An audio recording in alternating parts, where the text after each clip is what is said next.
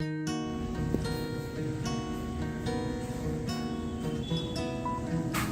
friends, welcome to Zeenath's World. இன்னைக்கு நம்ம சேனலில் நம்ம பண்ண போகிற ரெசிபி எலுமிச்சைப்பழ ஊறுகாய்.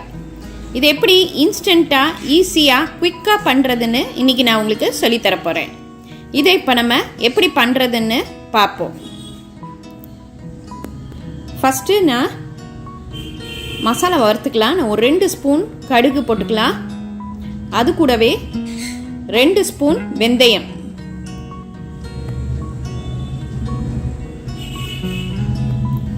இதை நல்லா ப்ரௌனாக வாசனை வர வரைக்கும் வறுத்துடலாம்.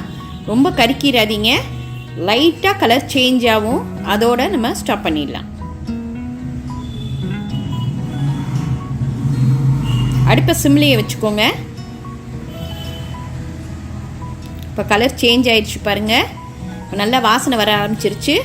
இப்போ நம்ம அடுப்பை ஆஃப் பண்ணிவிட்டு ஒரு பிளேட்டில் ஆற விட்டுடலாம்.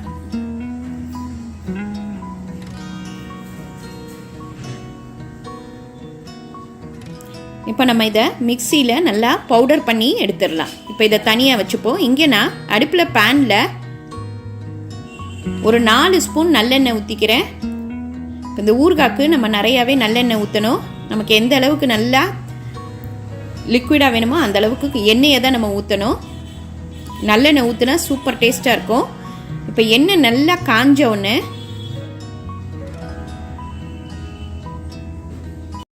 காஞ்ச மிளகா ஒரு 5-6 கிள்ளி போட்டுடலாம்.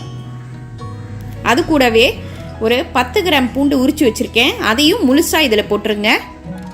இப்போ இதை ரெண்டையும் சேர்த்து நல்லா ஃப்ரை ஆகட்டும்.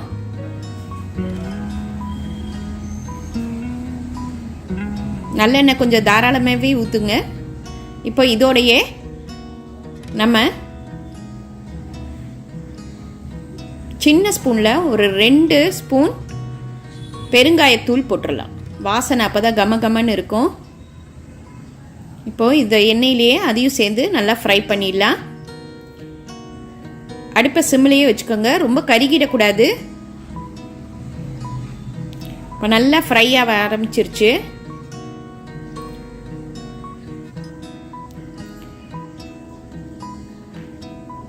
இப்போ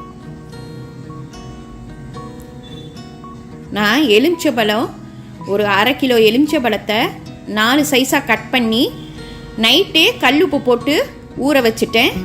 காலையில் இதை பண்ணுறோம். கல்லுப்பு ரொம்ப போட வேணாம், கொஞ்சமாக போட்டு அதை பிரட்டி வச்சிடலாம். நைட்டு ஊற வச்சா போதும், காலையில் நமக்கு பண்ணுறதுக்கு கரெக்டாக இருக்கும். இப்போ இது எல்லாத்தையும் நல்லா கிளறிடலாம். நம்ம கொஞ்சமாக உப்பு போட்டனால இப்போ கொஞ்சம் தேவையான அளவு உப்பு போட்டுப்போம். இப்போ இது எல்லாத்தையும் சேர்த்து நல்லா பிரட்டி விட்டுருங்க. இப்போ அந்த எலுமிச்சை பழத்துலேயே நல்லா தண்ணி விடும், நம்ம தண்ணி எதுவும் ஊற்ற தேவையில்லை. ஒரு 5 நிமிஷம் மூடி விட்டு வேக வச்சிடலாம். இப்போ பாருங்க நல்லா தண்ணி விட்டுருச்சு பாருங்க. இப்போ நல்லா வேகட்டும். நல்லா எலுமிச்சை பழமும் நல்லா வெந்துருச்சு.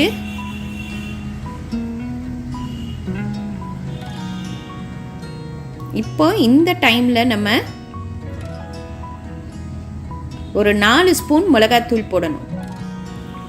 உங்களுக்கு காரம் ஜாஸ்தியாக வேணும்னா 5 ஸ்பூன் கூட போட்டுக்கலாம். நான் 4 ஸ்பூன் மிளகாய்த்தூள் போட்டுறேன்.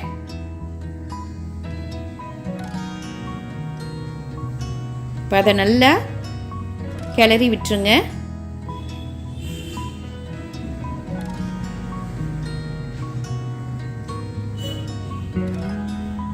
நல்லா கிளறியாச்சு.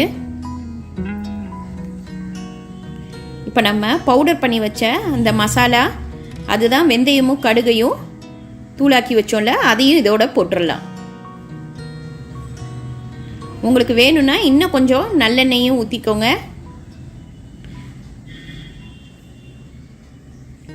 அவ்வளோதாங்க, நல்லா வெந்துருச்சு. நல்லா எண்ணெய் படர ஆரம்பிச்சிருச்சு. ஒரு 2 நிமிஷம் மூடி போட்டு நம்ம வேக விட்டு எடுத்துடலாம்.